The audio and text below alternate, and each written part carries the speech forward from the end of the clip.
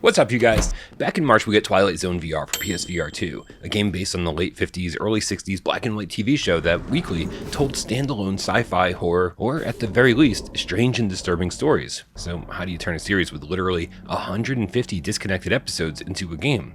Clearly, the answer was to make it episodic, delivering 3 shorter games in one in the vein of the classic series. All 3 have, I guess, fairly interesting stories, but nothing mind-blowing or nearly on the level of a Black Mirror episode, which you'd think would be the entire selling point. The first episode's called Character Building and has you playing the role of a game developer at the office after hours. Now, there's a pretty cool gameplay element here that, if I told you about it, would ruin it. But thank God the gimmick works so well, because otherwise this would have been a pretty disappointing game with some really basic stealth mechanics and unfair enemy spawn points. You hide under desks, throw soda cans and Christmas ornaments as distractions, and try to escape the office. It gets old long before it ends, which isn't a good thing to say about a 45-minute game. And unfortunately, this is true for all 3 episodes. The second is a pretty basic post-apocalyptic first-person shooter that'll have you reloading constantly and a few times looking for replacement filters for your gas mask. Again, not bad for 10 or 20 minutes, but it just drags on way too long. And the third has you living your everyday life at home until something happens, which, yeah, don't worry, I won't spoil.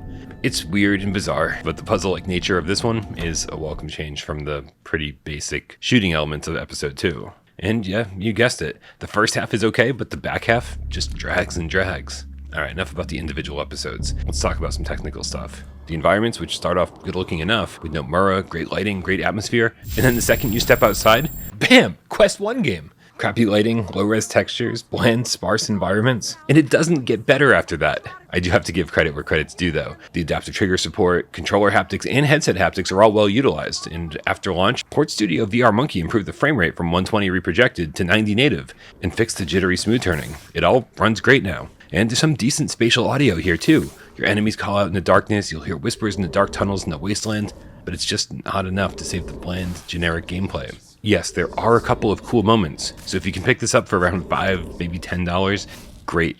But when the whole game clocks in at just over 2 hours, and so much of it still feels like filler, well, that sucks. Especially since episode 1 started off with so much promise. 1.5 out of 3 paws.